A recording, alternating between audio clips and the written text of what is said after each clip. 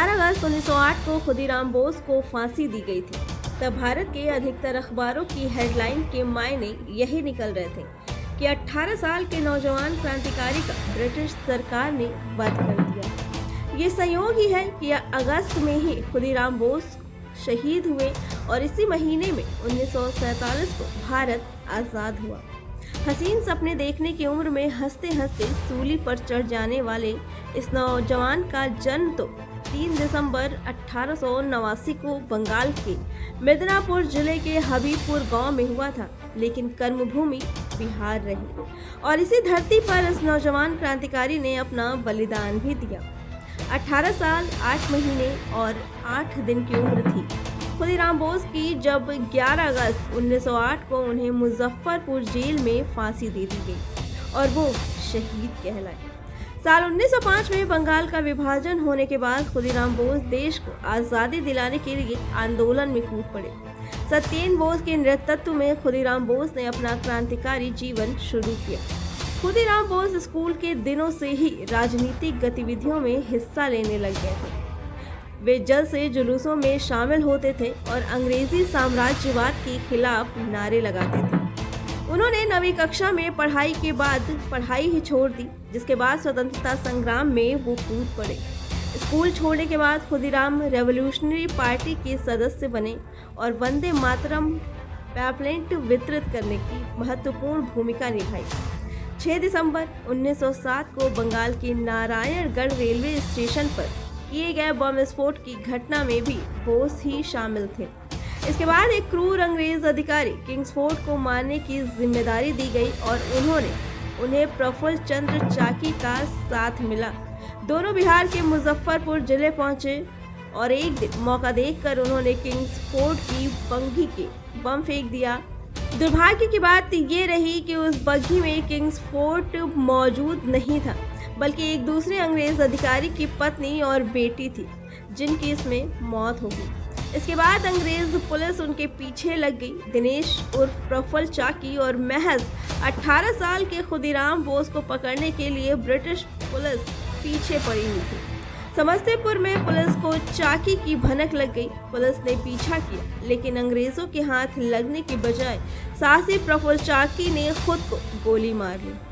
उधर 18 साल के खुदीराम घटना के बाद रात भर पैदल चलते रहे। 25 मील की दूरी तय करने के बाद वो आज के खुदीराम पूसा स्टेशन के 5 पहुंचे। वहां एक सिपाही फतेह सिंह और शिव प्रसाद सिंह को उन पर शक हुआ और आखिरकार वैनी रेलवे स्टेशन पर उन्हें घेर लिया गया।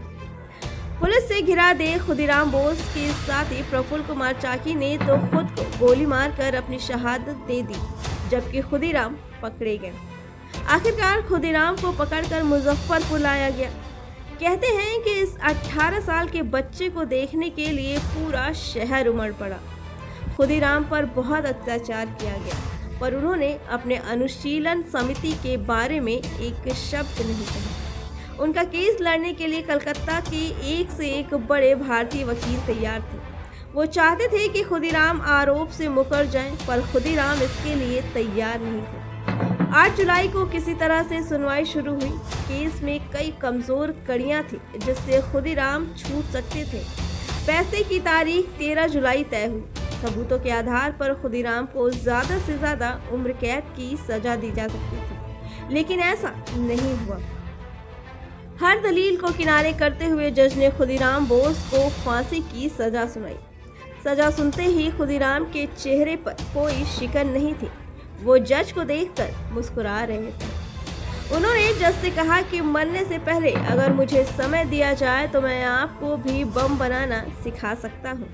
मुझे बच्चा समझा जा रहा है। 11 अगस्त की तारीख तय की गई फांसी के लिए। 11 अगस्त को सुबह 6 बजे जब फांसी का फंदा 18 साल के खुदीराम बोस का इंतजार कर रहा था, तब हाथ में भगवत गीता लिए खुदीराम बोस हंसते हुए उसके पास पहुंचे और एक ऐसी कहानी लिख दी जिसे मिटा पाना असंभव है। मुजफ्फरपुर जेल में जिस मजिस्ट्रेट ने फांसी पर लटकाने का आदेश सुनाया, कई रिपोर्ट्स के मुताबिक उसके बाद बताया गया कि खुदीराम बोस एक शेर के बच्चे की तरह निर्भीक होकर फांसी के तख्ते की तरफ बढ़ चले। जब खुदीराम शहीद हुए थे तो उसके बाद विद्यार्थियों और अन्य लोगों ने कोई शोक मनाया। कई दिन तक स्कूल कॉलेज सभी बंद रहे और नौजवान ऐसी धोती पहनने लगे जिनके किनारे पर खुदीराम लिखा रहता था। ये कहानी है देश के उस वीर की जिसने अपने 18 साल की उम्र में फांसी को हंसते हंसते गले लगा लिया।